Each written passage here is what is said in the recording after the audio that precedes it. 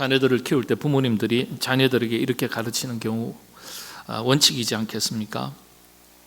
좋은 것을 보게 되면 자녀들 어떻게 이야기합니까? 자녀들에게 얘야, 그래 너도 이렇게 배워서 닮아야지.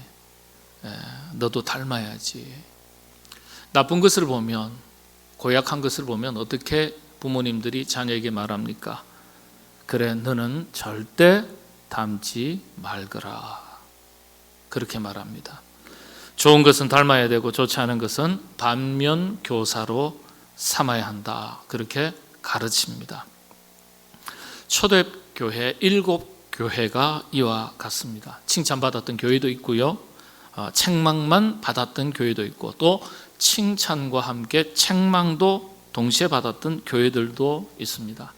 좋은 것은 배워서 닮아야 되고 나쁜 것은, 고약한 것은 반면교사로 삼아야 되겠죠. 첫 번째 교회가 에베소 교회입니다.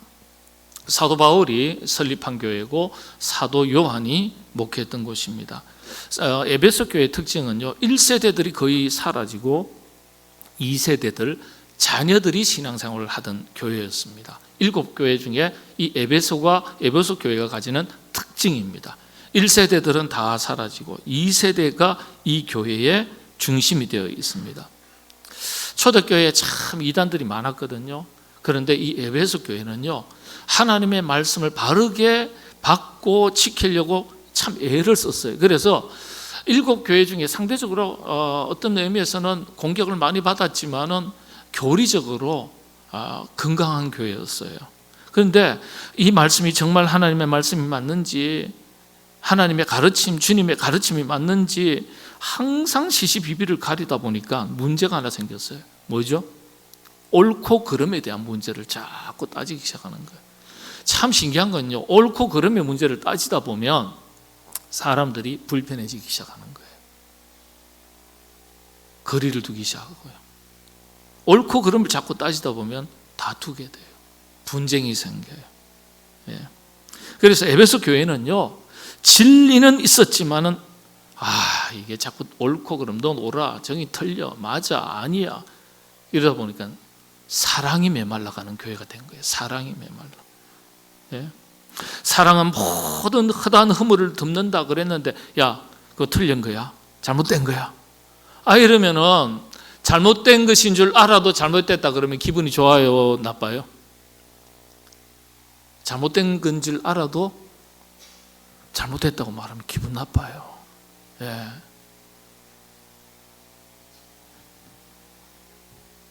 그러니까 분쟁이 생긴 거예요.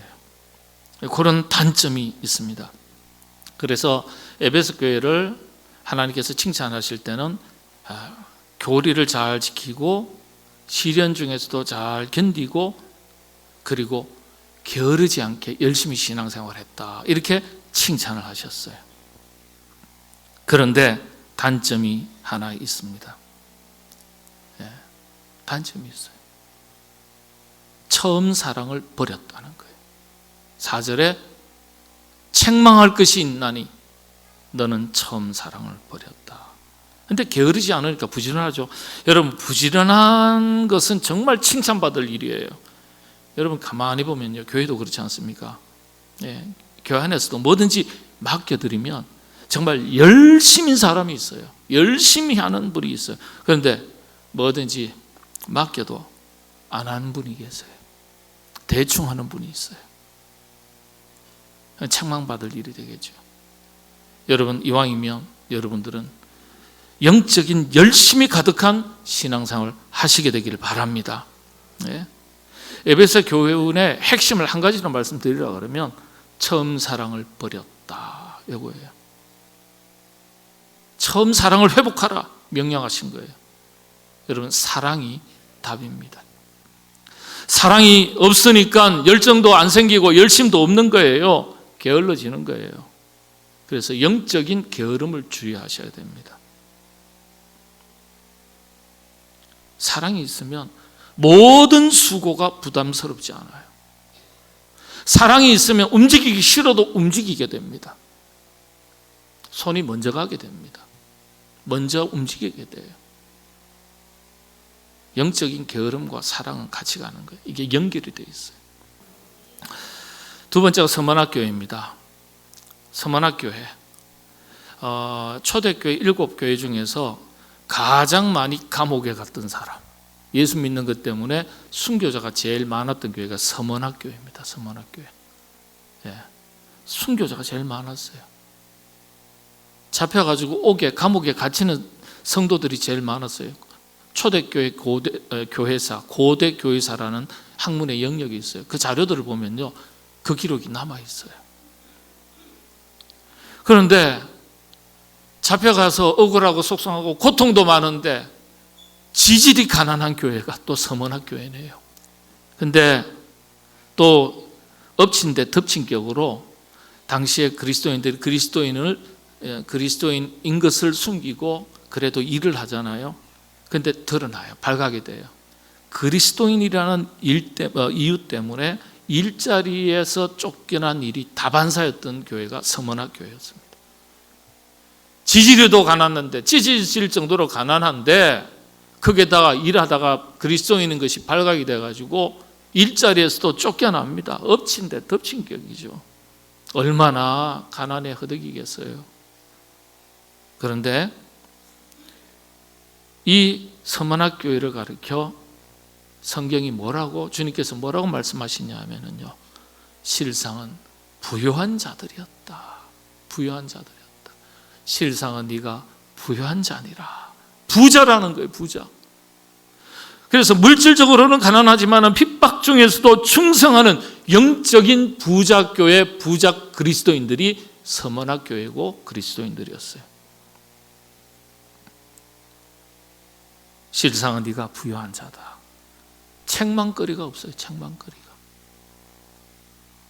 없는 중에서도 그런데 잘 섬겼고 나누고 베풀었다는 거예요. 여러분, 그래서 가만히 보면요, 없어서 못 드리고 못 섬기고 못 나눈 것 아니에요. 마음과 사랑이 없으니까 못 나누고 못 베풀고 못 드리는 거예요. 못 섬기는 거예요. 교회나 가정이나 여러분, 없는 것 탓하지 말아야 됩니다. 물질이 없다고, 시간이 없다고, 재능이 없다고 낙심하거나 원망하지 말아야 돼요. 하나님은 없는 것도 있게 하시는 분이세요. 없어서 걸림돌이 아니라 없기 때문에 오히려 하나님의 더 크신 채우심과 도우심의 은혜의 손길을 입는 기회가 될 수가 있는 거예요. 없는 중에서도 잘 나누고 베풀고 섬기는 것, 정말 하나님께 칭찬받을 일입니다. 하나님은 그런 교회, 그런 사람에게 복을 주실 줄로 믿습니다. 그런 사람들을 통해서 하나님의 나라를 확장해 나가시는 거예요. 만들어 가시는 거예요. 그래서 나누고 베푸는 일에 인색하면 안 된다는 말이 나오는 거예요. 우리 교회, 그리고 모든 성도님들 잘 베푸시고 잘 나누시는 교회와 모든 성도님들 되시기를 바랍니다. 세 번째가 버가목 교회입니다. 버가목, 이 아시아 지방의 첫 번째 7교회 중에서 첫 번째 순교자가 나온 교회가 이 버가목 교회거든요. 안디바가 순교했죠. 네. 그런데 이 버가목 교회의 지역 자체의 특징이 뭐냐면 우상들이 너무 많았어요. 그런데 이런 나쁜 환경 속에서도 그래도 믿음을 잘 지켜왔던 거예요. 이 버가목 교회가. 그래서 칭찬하셨어요. 환경이 이렇게 안 좋은데, 그렇게 열악한데, 시험이 많은데 그래도 믿음 잘 지켜왔으니 참 잘했다 그랬어요. 그런데 문제 하나가 있어요. 버가목 교회가 환경이 안 좋다 그랬잖아요. 우상숭배 문화가 가득했다 그랬잖아요. 이 우상숭배 문화가 교회 안으로 들어왔어요. 여러분이 잘 알고 있는 발람의 교훈을 따르던 니골라 당. 니골라라는 사람들이 니골라라는 사람이 이 우상숭배를 따르는, 그러면서도 교회는 다녀. 이 사람들 주변에 사람들이 모여가지고 당을 지었어요. 그게 니골라 당이에요. 니골라 당. 예.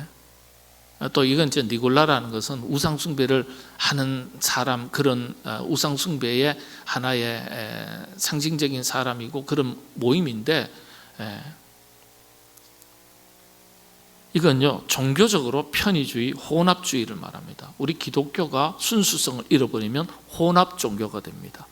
이게 무속신앙도 들어와 있는 것 같고 불교도 들어와 있는 것 같고 기독교도 들어와 있는 것 같고. 제가 가끔 장례식장에 가서 예배드리면요, 우리 기독교 예식을 따라서 빈소가 딱 갖춰진 데도 있지만 가보니까요, 여기 뭐 명태 마른 명태에다가 북은지 뭔지 제사상도 채우고 그 다음에 촛불도 켜고 향도 피우는데 그 위에 또 성경책까지 폈어요.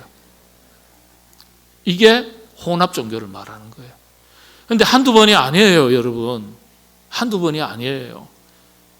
근데 슬픔이 있는 그 가정에 가가지고 이거 기독교 예식이 아닌데 왜 집사님 아무개 뭐, 권사님 그럼 좀 이상하겠지만, 빨리 당장 치우세요. 그러면 믿지 않는 가족들도 있으니까 불편해져요. 미처 몰랐기 때문에 그렇게 한 거예요.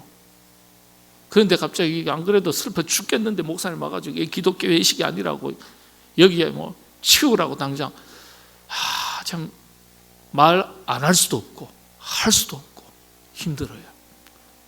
목사가 그때 실족하겠더라고요. 여러분만 실족하는 거 아니에요. 그러니까 이게 혼합주의, 종교 혼합주의 종교라고 말하는 거야. 교회가 타락할 때 이렇게 돼요. 신앙적인 것과 비신앙적인 것이 뒤섞인 걸 말하는 겁니다. 하나님을 믿으면서도 하나님 말씀 아닌 다른 것이 혼재되어 있는 걸 말하는 거예요. 절대 기준이 무너진 걸 말합니다. 여러분, 성경에서 뭐라고 가르치고 있습니까? 하나님보다 더 사랑하는 것이 있으면 우상 숭배니라 그랬어요.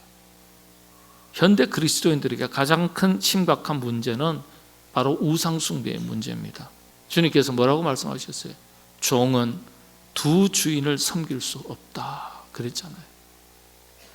하나님을 주인으로, 하나님의 말씀이 여러분의 삶의 기준이 되고 그 말씀을 따라서 영적인 질서가 분명한 신앙생활 하시게 되기를 바랍니다.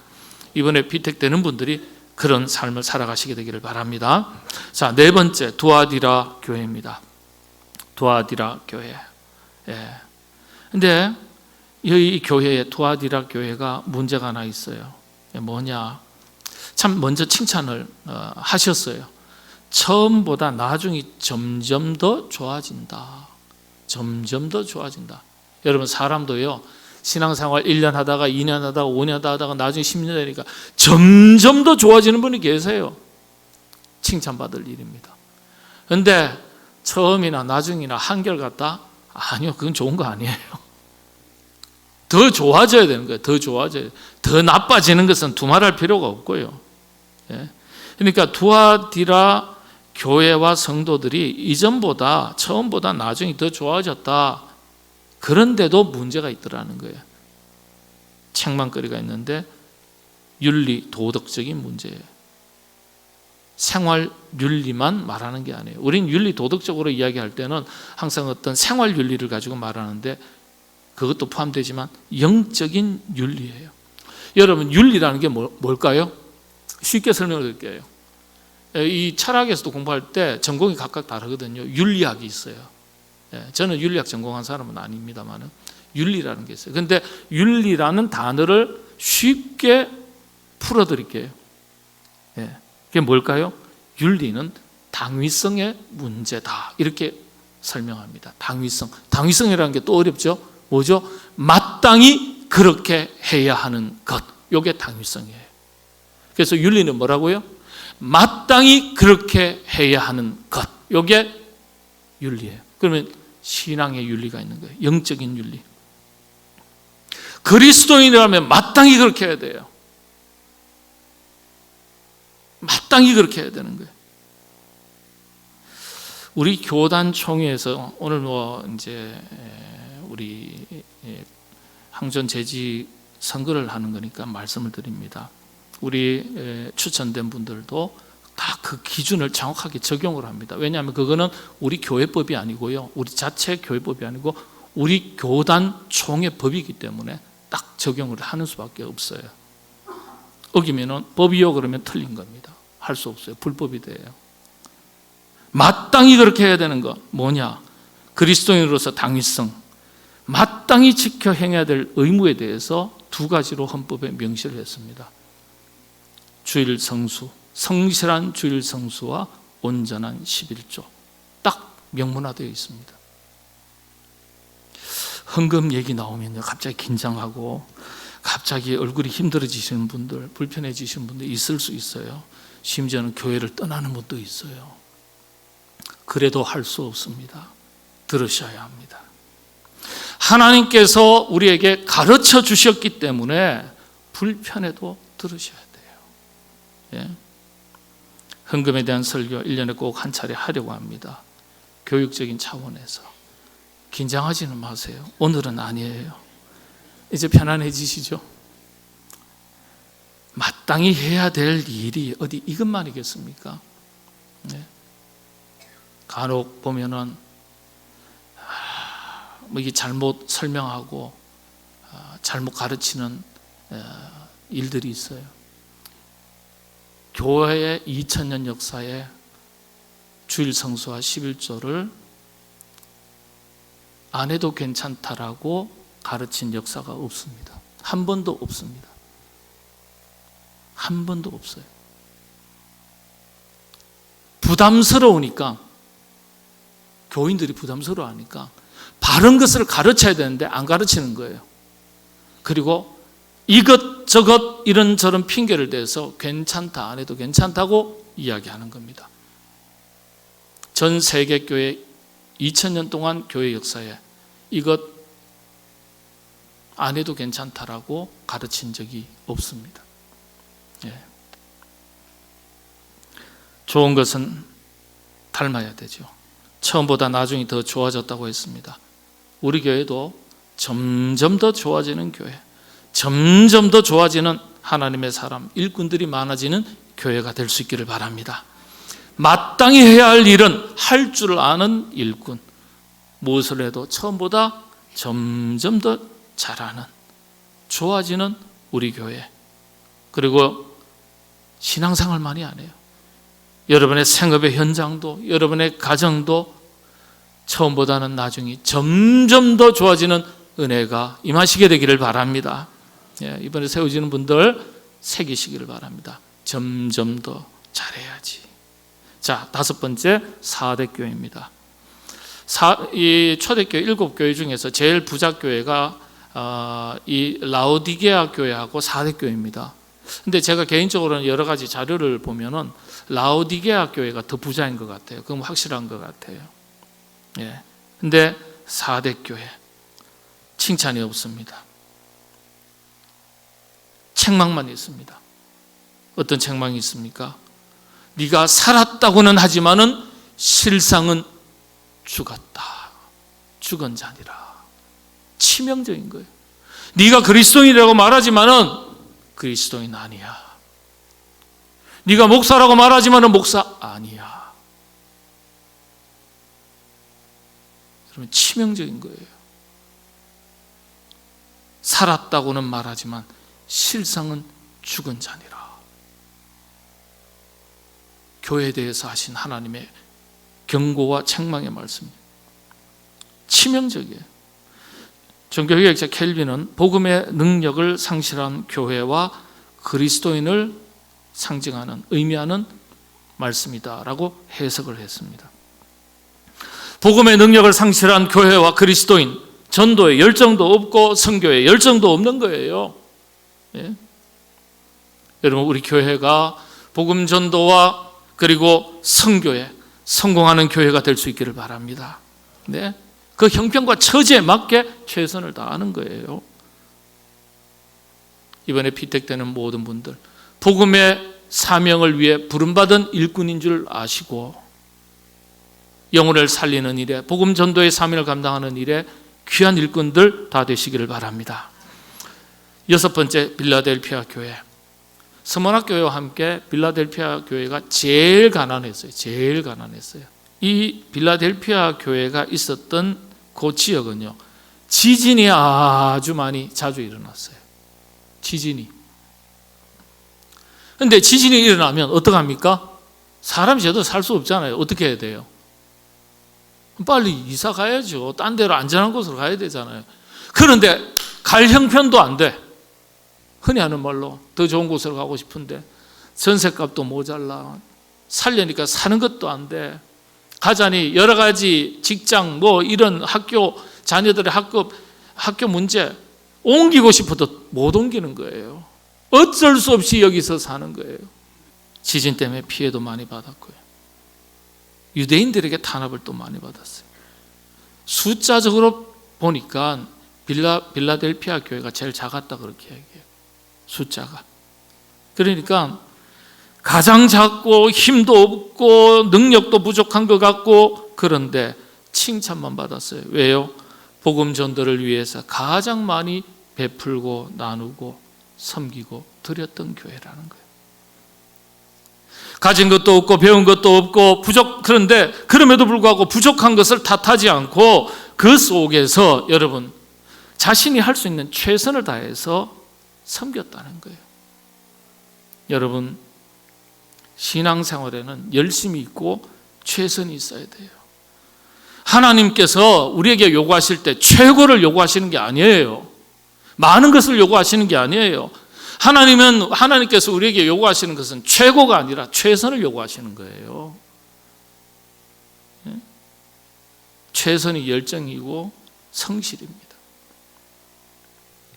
우리 모든 성도님들 이와 같은 하나님의 일꾼들 빌라델피아 교회 성도님들과 같은 성도님 되시기를 바랍니다. 우리 교회가 그런 교회가 되었으면 참 좋겠습니다. 이번에 비택 받으시는 분들도 선출되시는 분들도 하나님은 나에게 최고가 아니라 최선을 원하시지 기억하시길 바랍니다. 마지막 라오디게아 교회 가장 부자 교회인데 제가 볼 때는 이 4대 교회보다도 더 부자였던 것 같아요. 물질적으로 아주 풍요로운 여기 보면 은행들도 있었고 흔히 하는 말로 의술학교, 의대도 있었습니다. 그런데 칭찬이 역시 없고요. 책망만 있습니다. 책망만. 근데 뭐라고 책망하셨어요? 덥지도 않고 차지도 않으면 내 입에서 토하여 내리라 그랬어요. 차든지 뜨겁든지 하라는 거예요. 이게 무슨 뜻일까요? 열정이 없는 걸 말하는 거예요. 열정이 없는 것. 나태한 신앙생활, 게으른 신앙생활, 큰 책망거리였습니다. 우리 성도님들 신앙생활 하셔도 이것도 아니고 저것도 아닌 그런 신앙생활 하시는 분이 아니라 뭘 하셔도 아주 뜨겁게 열심히 있는 신앙생활 하시는 분들 다 되시기를 바랍니다. 공부도 열심히 하는 사람 못 이겨요. 머리 좋은 사람이 잘하는 거 아니에요. 피택 되시는 분들 정말 열정과 열심히 있는 분들 다 되시기를 바랍니다. 초대교회 7교회 쭉 살피다 보니까요, 이 7교회의 장점들만 다 모아 놓으니까요 한 가지 결론에 이르르더라고요. 한 가지 결론, 성령 충만한 교회입니다. 성령 충만한 교회, 성령 충만한 교회, 성령 충만한 그리스도인 성도, 장점을 모아놓으면 그런 거예요. 우리 교회가 그런 성령 충만한 교회, 우리 모든 성도님들이 성령 충만한 하나님의 백성들, 일꾼들 다 되시기를 바랍니다. 하나님께서 성령 충만한 하나님의 일꾼과 교회를 통해서 하나님의 역사를 이루어 가시는데, 그런 일에 하나님의 기쁨이 되면 하나님께서 여러분들에게 풍성한 각양의 은혜 또한 더해 주실 줄로 믿습니다. 그런 은혜가 우리 모두에게 넘치시게 되기를 주님의 이름으로 축복합니다.